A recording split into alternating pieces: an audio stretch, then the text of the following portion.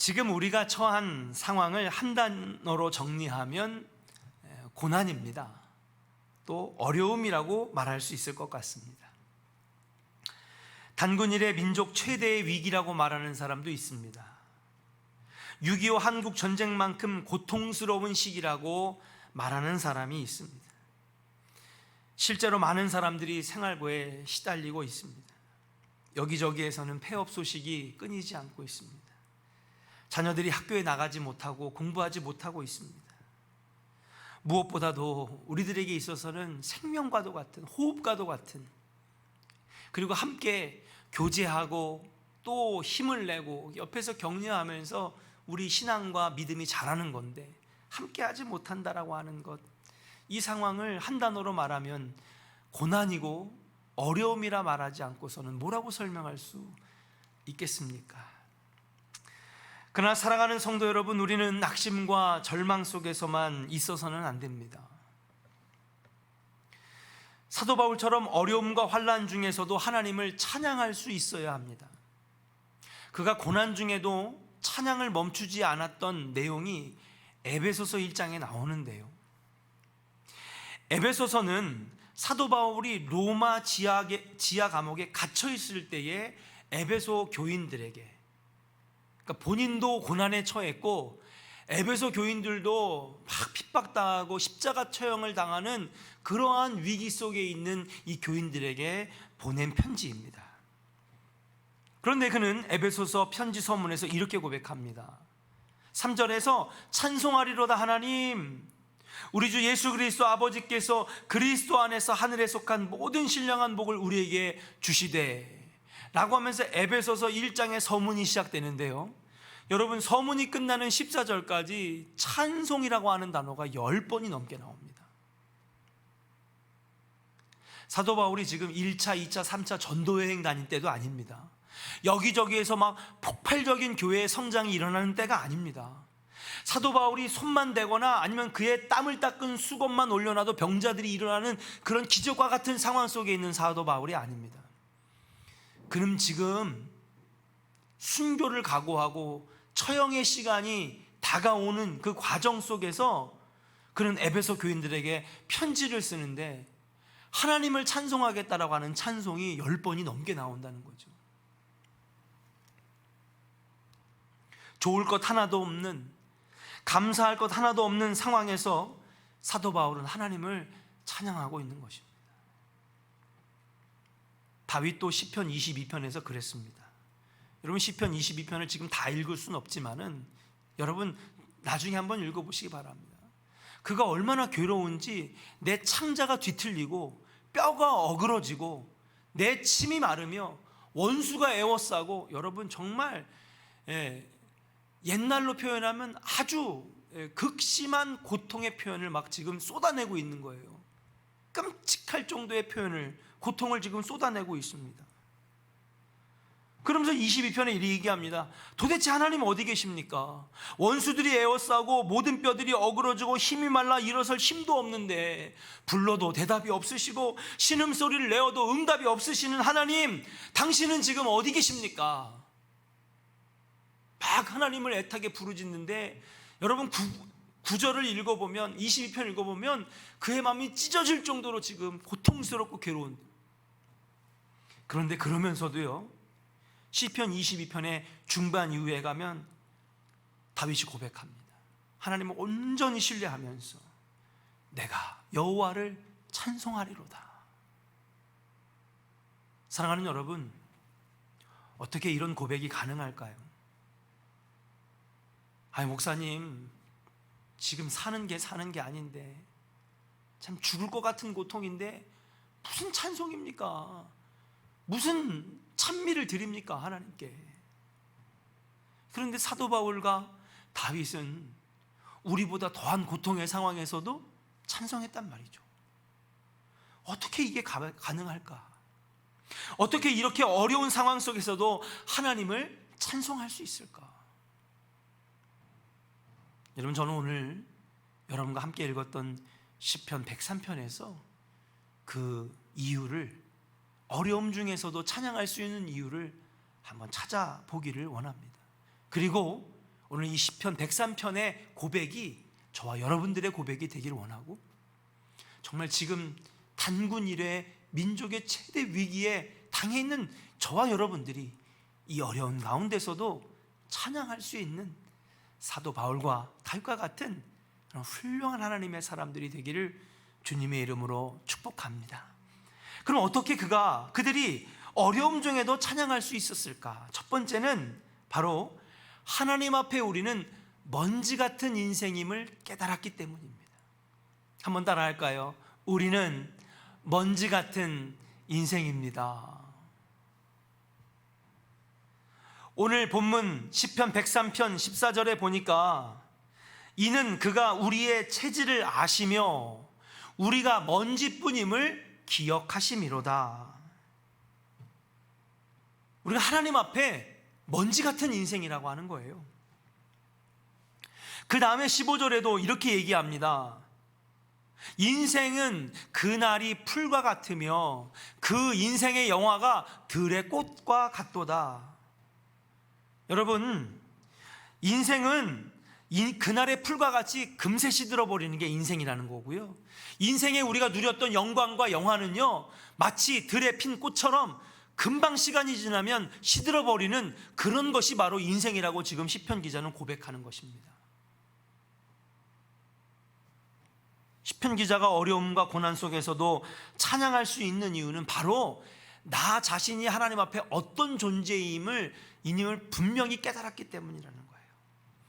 나는 먼지 같은 인생, 금방 시들어버릴 것 같은 들의 꽃과 같은 인생, 바람에 나는 겨와 같은 인생임을 알기 때문에 찬양할 수 있다라고 하는 것인 줄로 믿습니다. 사랑하는 여러분, 그렇습니다. 여러분, 우리가 얼마나 연약합니까? 마음도 연약하고 육신은 또 얼마나 연약합니까? 그냥 세상을 그냥 다 집어삼킬 것 같은 똑똑한 머리, 첨단과학, 우주선을 쏘아 올리고 우주정거장을 만든다라고 하는 이 머리 좋은 인류, 모든 만물 중에 최고의 자리에 올라있는 정말 우리 인류가 여러분 눈에 보이지도 않는 작은 것 하나 때문에 온 세상이 지금 다 망가지는 것 아니겠습니까? 저는 그런 생각도 들더라고요. 하나님께서 이 교만한 인생들아, 너네들이 얼마나 먼지 같은 인생인데 왜 그렇게 교만하니? 왜 그렇게 잘난 척하며 사니? 왜 진정한 하나님임을 너희들이 찾지 아니하고 알지 못하고 왜 그렇게 교만하면서 사니? 어떻게 보면 오늘 이 14절의 말씀처럼 하나님께서 우리가 먼지 같은 인생뿐임을 기억하라고 주신 질병은 아닐까? 오늘 말씀을 준비하면서 그런 생각을 해보게 되었습니다. 아무리 대단한 삶, 영광스러운 삶을 살아도 풀이나 들의 꽃처럼 금방 시들어버리는 것이 우리 인생이라고 하는 것입니다. 바람이 지나가면 없어지고 있던 자리도 알지 못하는 그런 존재가 바로 우리 인생이라고 하는 것입니다. 그런데 우리는 마치 세상의 주인이 우리라고 생각하면서 삽니다. 그래서 내 마음대로 이루어지지 않는 일들, 특히 고통의 문제를 겪을 때에 불평과 원망을 풉니다. 왜 우리가 이래야 됩니까? 하지만 우리 인생은 알몸으로 태어나 알몸으로 돌아가는 인생임을 알아야 될 줄로 믿습니다. 하나님이 한 번만 부르시면 금방 날아가 버리는 연약한 존재임을 우리는 알아야 될 줄로 믿습니다. 하나님이 주신 대로 받고 취하시면 도로 빼앗아 갈 수 있는 그런 존재임을 우리는 알아야 될 줄로 믿습니다. 그래서 언제든지 얻을 수도 있지만 언제든지 잃어버릴 수도 있고 하나님이 주신 것 다시 가져가실 수도 있다라고 하는 것을 우리는 인정할 때에 여러분, 우리는 불평과 원망이 아니라 다시 새 힘과 소망으로 일어설 수 있다라고 하는 사실이고요, 절망 속에서 어려움 속에서 고개만 숙이고 있는 인생이 아니라 그 가운데에서도 하나님을 찬송할 수 있는 인생이 될 수 있다라고 하는 것이 오늘 시편 103편의 교훈인 줄로 믿습니다.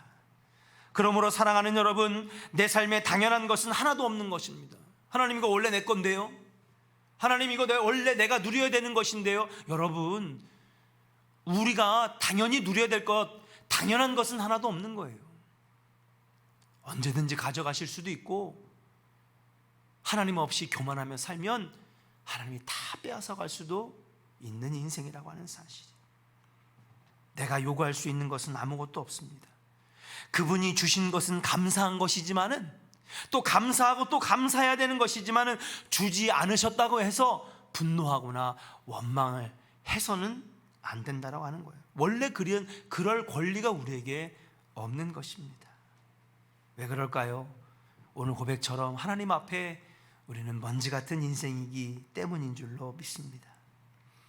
성경에서 가장 많은 재앙을, 그것도 가장 짧은 시간에 연거푸 받은 사람이 있다면 여러분, 욥일 것입니다.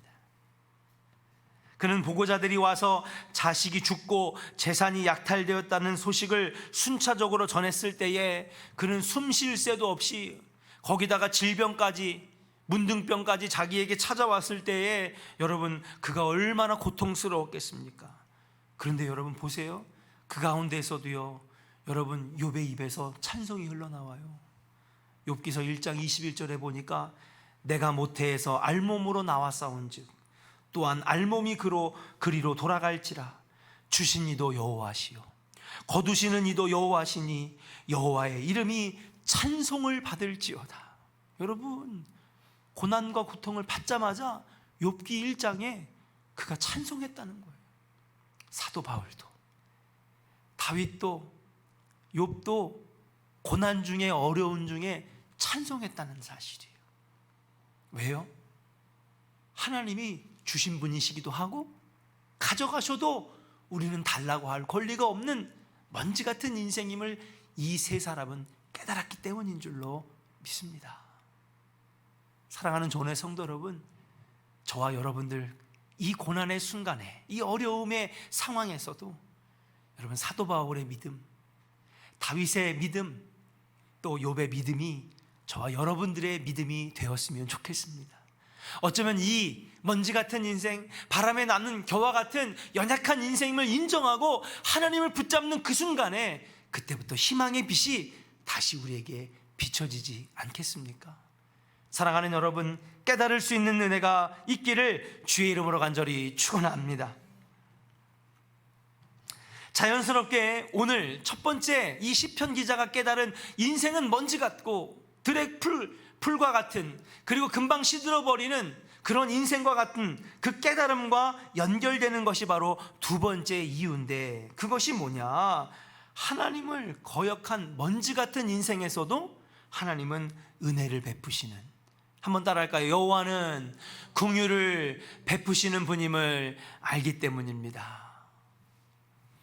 한편으로는 내가 얼마나 연약한지, 내가 하나님 앞에서는 얼마나 시들어버리고 먼지 같은 인생인지를 깨달으면서도 한편으로는 하나님은 그런 우리 연약한 우리에게 긍휼을 베푸시는 분이구나 라고 하는 것을 깨달을 때에 어려운 가운데서도 찬송할 수 있다라고 하는 사실이에요. 본문 10절을 같이 한번 읽어보겠습니다. 여러분 집에서 함께 같이 성경을 펴놓고 계시죠? 본문 10절을 한번 같이 읽어볼까요? 10절 읽겠습니다. 시작. 우리의 죄를 따라 우리를 처벌하지는 아니하시며 우리의 죄악을 따라 우리에게 그대로 갚지는 아니하셨으니. 12절도 같이 읽어볼까요? 같이 읽겠습니다. 시작. 동이 서에서 먼 것 같이 우리의 죄가를 우리에게서 멀리 옮기셨으며. 13절입니다. 같이 읽어볼까요? 시작. 아버지가 자식을 긍휼히 여긴 같이 여호와께서는 자기를 경외하는 자를 긍휼히 여기시나니. 할렐루야. 사랑하는 여러분, 나는 먼지 같은 인생, 연약한 인생, 하나님 없이는 아무것도 아닌 인생, 언제든지 하나님이 주실 수도 있지만 가져가실 수도 있다라고 하는 그러한 고백이 있는 순간부터 하나님은 그런 믿음과 고백과 그렇게 하나님을 붙잡는 인생에게는 뭐라고 하시느냐? 긍휼히 여기시고 긍휼히 여김을 받게 된다라고 하는 사실인 줄로 믿습니다. 이 시편 기자는 그걸 깨달으니까 찬송하지 않을 수가 없다는 사실이에요. 하나님 앞에 우리는 교만한 죄인이지만 그 죄가를 따라서 그대로 갚지는 아니하시고 그 죄가를 우리에게서 멀리 옮기시고 무조건 심판, 무조건 때리기만 하시는 하나님이 아니라 그 가운데서도 내가 깨닫고 연약한 인생임을 고백하고 경외하는 인생이 되면 그 가운데서도 하나님은 은혜를 베푸시고 긍휼을 베푸실 분이라고 하는 사실을 알게 되니까 찬송하지 않을 수 없다라고 하는 것입니다. 어쩌면 지금 우리가 겪는 고난은 우리의 교만과 죄 때문에 겪는 고통일지도 모릅니다. 여러분 뉴스를 며칠 전에도 계속 보셨죠? 지구가 지금 굉장히 신음하고 있습니다. 미국에 가면 이 데스밸리라고 하는 사막이 있는데요, 네바다주에 있습니다. 데스밸리가 뭐냐면 죽음의 계곡이라고 하는 건데 영어를 해석하면 그만큼 옛날에 그 서부 개척 시대에 이 서부로 이주해 올 때 이 데스밸리에 들어가는 사람은 한 명도 살아남지 못한 거예요. 너무 더워가지고, 너무 뜨거워서. 그래도 사람이 견디지 못할 정도의 온도는 아니었습니다. 그런데 얼마 전 뉴스를 보니까 여러분 여기 52도가 나왔다는 거예요. 사람이 살 수 없는 온도가. 그래서 인류 역사상 1880년부터 기온, 이 날씨 측정을 해온 이래 미국에서 가장 뜨거운 온도를 기록했다는 것입니다. 그런데 놀라운 건 네바다주 사막 바로 옆에 있는 콜로라도는요, 바로 그 즈음에 전날까지 반팔을 입고 더워서 땀을 닦던 사람들이 다음날 아침에 일어났는데 어떻게 되어 있느냐, 여러분 30cm 눈이 쌓여가지고요, 빨지도 않았는데 겨울옷을 빼야 되는, 하루 사이에 30몇 도가 떨어지는 말도 안 되는 일이 지금 지구 곳곳에서 벌어지고 있다고 하는 사실입니다.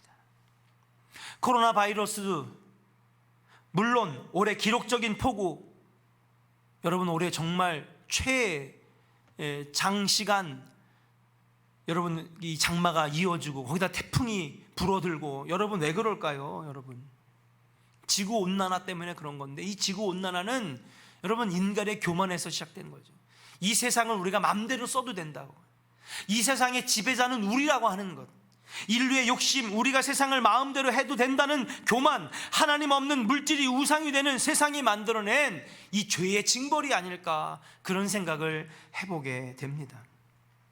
제가 요즘 읽고 있는 이 사피엔스라고 하는 책이 있는데요, 여러분 이 사피엔스라고 하는 책이 굉장히 요즘의 베스트셀러입니다. 히브리 대학 역사학 교수인 유발 하라리는 이 사피엔스라고 하는 책에서 교만한 인류의 만행을 지적하고 있습니다. 여러분 세상이 호모 사피엔스가 되면서 여러분 서식자는 파괴되고 종들은 멸종의 길을 걷기 시작했다는 거예요. 이 호모 사피엔스 전에 여러분 여러 가지 인류의 발전이 있었다고 하잖아요. 그런데 그때에는 지구를 녹색으로 유지를 했는데, 이들이 최상위 제일 높은 위에 군림하게 되면서 인류가, 여러분 우리의 행성은 콘크리트, 플라스틱 막 그러한 쓰레기장이 되어가는, 인간의 절제 없는 소비 생활로 생태계가 완전히 망가지고 있다라고 하는 것을 지금 비판하고 한탄하고 있다는 사실이에요. 그러면서 그가 이 책에서 이렇게 얘기를 합니다. 우리는 스스로를 신이라고 불리고 그리고 그렇게 만든 것이 아닌가. 그러면서도 우리는 신이면서도, 우리 스스로가 신이 되었으면서도 아무에게도 책임을 느끼지 않는다. 신은 그래도 자신이 다스리는 세상, 자신이 다스리는 사람에게 자비와 긍휼을 베푸는 게 신인데, 인간은 스스로 신이 됐으면서도 다스리는 만물들, 그리고 돌봐야 될 의무가 있는 이 우리의 주위들을 망가져도 절대 죄책감 없이 책임을 느끼지 않는다. 그 결과 우리의 친구인 동물들과 주위 생태계를 황폐하게 만든다. 오로지 자신의 안락함과 즐거움 위에 추구하는 것이 거의 없지만 그럼에도 여전히 만족하지 못하는 것이 인간이라고 하는, 스스로 신이라고 불리는 인간이다. 스스로 무엇을 원하는지도 모르고 무엇 때문에 불만스러워하는지도 모르고 이렇게 무책임한 신들이 어디 있을까? 이보다 더 위험한 존재가 어디 있을까? 라고 하면서 이 사피엔스 책에서 지금 인류의 죄를 지금 고발하고 있다고 하는 사실이에요. 인류의 교만이 만들어낸 결과물이 지금의 고난이라고 하는 것입니다. 사랑하는 여러분, 앞으로 분명히 우리가 살아갈 이 다음 시대에 또 다음 세대에 여러분, 이 세상은 어려워졌으면 더 어려워졌지, 더 고통스러우면 고통스럽지, 여러분 결코 낙원이나 천국처럼 행복한 세상, 모든 것들이 평안한 세상이 그리 올 것 같지는 않습니다. 분명히 더 많은 질병이 더 많이 생길 것이고 더 많은 혼란과 전쟁과 아픔들이 분명히 있을 것입니다. 그럼에도 불구하고 여러분, 우리가 이러한 절망적인 미래와 절망적인 상황 속에서도 하나님을 찬양할 수 있는 이유는 무엇이냐? 바로 하나님을 경외하고 내가 하나님 앞에 먼지뿐인 인생이지만 하나님을 온전히 신뢰하고 나아가면 여러분, 그런 자들에게 하나님은 멈추지 않으시고 긍휼을 베푸신다라고 하는 것을 오늘 말씀은 우리에게 분명히 가르쳐 주시고 계시다는 사실이에요. 여러분, 우리 믿는 자들이 찬양할 수 있는 이유는 무엇입니까? 바로 여러분들이 믿음을 가지고 하나님을 경외할 때 하나님은 여러분들에게 죄만 물으시지 아니하시고 책망만 하시지 아니하시고 여러분들에게 긍휼과 은혜를 베풀어 주실 것이라고 하는 사실이에요. 여러분들의 미래를 밝게 만들어 주신다라고 하는 것입니다. 여러분들의 죄악을 그대로 갚지 아니하시고 죄가를 멀리 옮기시겠다고 약속하시는 것입니다. 하나님을 경외하는 것이 무엇입니까? 경외는 공포에 떨며 겁을 먹고 피하는 것이 아닙니다. 하나님의 거룩하심과 크고 위대하심을 인정하며 그분 앞에서 그분의 모든 말씀에 순종하는 것이 하나님을 경외하는 것입니다. 그러므로 사랑하는 여러분, 정말 당부드립니다. 이 코로나 기간에 믿음 잃지 않기를 주의 이름으로 간절히 축원합니다. 여러분, 코로나가 여러분 우리 믿음 잃어버리는 것에 이유가 될 수는 없는 것입니다. 어떠한 상황 속에서도 우리는 하나님을 경외하고 하나님을 놓지 말고 우리의 믿음을 쏟지 말아야 될 줄로 믿습니다. 날마다 은혜를 주어 담아야지 받은 은혜를 쏟아서는 안 된다라고 하는 사실인 줄로 믿습니다. 왜요? 하나님은 그렇게 견디고 이기는 자에게 반드시 은혜를 베푸실 것이니까요. 반드시 긍휼을 준비하실 것이니까요. 반드시 더 나은 세상을 여러분들에게 안겨주실 것이기 때문인 줄로 믿습니다. 그래서 세상에 많은 사람들이 고통받을지라도 하나님을 경외하는 자, 믿음을 잃어버리지 아니하고 날마다 은혜를 쏟는 자가 아니라 은혜를 여기저기 버리고 다니는 자가 아니라 은혜를 주워 담는 자, 성령의 능력을 입는 자에게는 하나님께서 노하기를 더디하시고 자비롭게 은혜롭게 사랑을 더해 주시는 놀라운 역사가 일어날 줄로 믿습니다. 그러니 다윗도, 시편 기자도, 사도 바울도, 욥도 이 은혜의 법칙을 아니 찬송하지 않을 수 없다라고 고백하는 것입니다. 사랑하는 조원의 성도 여러분, 두려워하지 마시기 바랍니다. 여러분들은 하나님의 자녀입니다. 하나님을 사랑하는 하나님의 백성입니다. 믿음을 가지고 하루하루 걸어가는 하나님의 자녀입니다. 지금 분명히 경제적으로 어렵고 육체적으로 힘들며 정신적으로 우울하고 낙심되지만은 여러분, 그것 때문에 믿음을 잃거나 여러분 그것 때문에 은혜를 쏟거나 그것 때문에 하나님을 잃어버리는 어리석은 자가 되지 않기를 주님의 이름으로 축복합니다. 왜요? 여러분, 그렇게 하루하루 인내하고 그리고 믿음으로 살아가는 자에게는 하나님께서 반드시 긍휼을 베푸실 것이기 때문인 줄로 믿습니다. 노하기를 더디하시고 긍휼의 손으로, 자비의 손으로 여러분들을 분명히 좋게 만들어 주실 줄을 저는 믿기 때문에 오늘 하루도 하나님을 경외하고 하나님을 인정하고 하나님을 사랑하는 백성들로 살아가야 될 줄로 믿습니다. 사랑하는 조은의 성도 여러분, 하나님은 이제 이 진노를 없애시고 긍휼을 우리 믿는 자들에게 베풀어 주실 것입니다. 원래 우리는 아무것도 가지고 오지 못한 빈손과 같은 인생이고 먼지 같은 인생이었습니다. 다 잃어버려도 하나님을 경외하고 신뢰하는 믿음만큼은 여러분 잃어버리지 않기를 주의 이름으로 축복합니다. 뿐만 아니라 여러분의 자녀들, 여러분의 후손도 하나님과 멀어지지 않도록 여러분들이 애써주시기를 주님의 이름으로 축복합니다. 다시 예배가 재개되고 백신이 개발되어서 다시 우리가 하나님 앞에 섰을 때에 여러분 하나님의 놀라운 긍휼의 백성으로 온전히 서며 하나님의 영광을 받는 놀라운 시간들이 우리에게 준비되어 있다라고 하는 것을 믿으시고, 오늘도 하나님을 경외하고 그리고 하나님을 사랑하고 믿음 잃어버리지 않는 복된 성도들 되시기를 주님의 이름으로 간절히 축복합니다.